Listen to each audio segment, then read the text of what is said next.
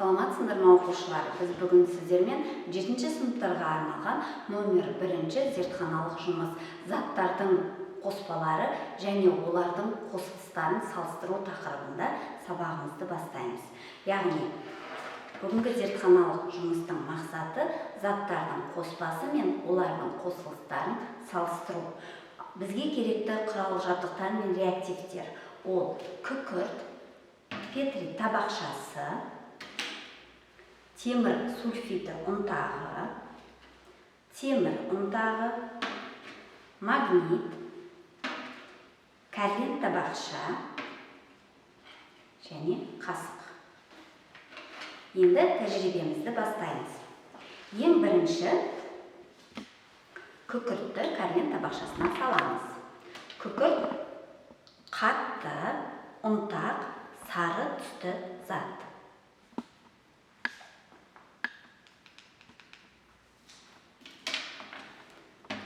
Өздерің білесіңдер, ешқандай реактивтерді қолмен ұстауға болмайды, сондықтан біз күрекшені пайдаландық. Міне, көріп тұрғандарыңыздай, күкірт сары түсті ұнтақ зат. Келесі ұнтағымыз темір ұнтағы, яғни көргендеріңдей сұр қара түсті қатты зат. Келесі ыдыста бізде темір сульфиді ұнтағы, яғни темір сульфидін көріп тұрғандарыңыздай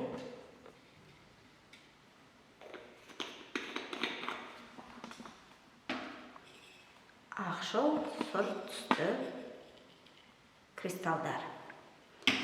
Енді темір мен күкірт ұнтағын дайындаймыз.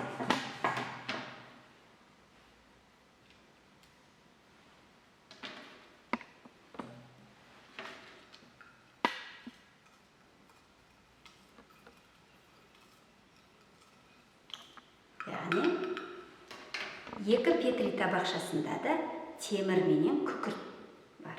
Яғни, бірінші Петри табақшасында бізде темір мен күкірттің қоспасы берілген, ал екінші Петри табақшасында бізде темір мен күкірттен тұратын темір сульфидінің кристалдары берілген. Айырмашылықты көріп тұрмыз, Енді тексеріп көрейік. Қайсысын бөлу әдісімен біз бөліп ала аламыз.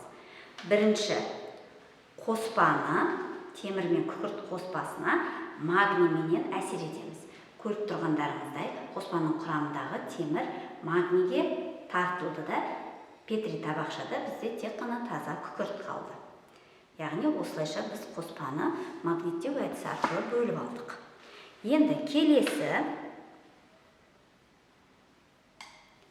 темір сульфиді қосылысының құрамындағы темір магнитке жапсам екен, темірді бөліп ала алады екен біз қоспада қосылыстан. Қарайықшы. Ештеңке байқалған жоқ, Яғни, қосылыстың құрамындағы темір магнитке тартылмайды. Ал қоспаның құрамындағы темір магнитке тартылады. Сонымен балалар, бүгінгі зертханалық жұмысымыз осымен аяқталды. Қош, сау болыңдар.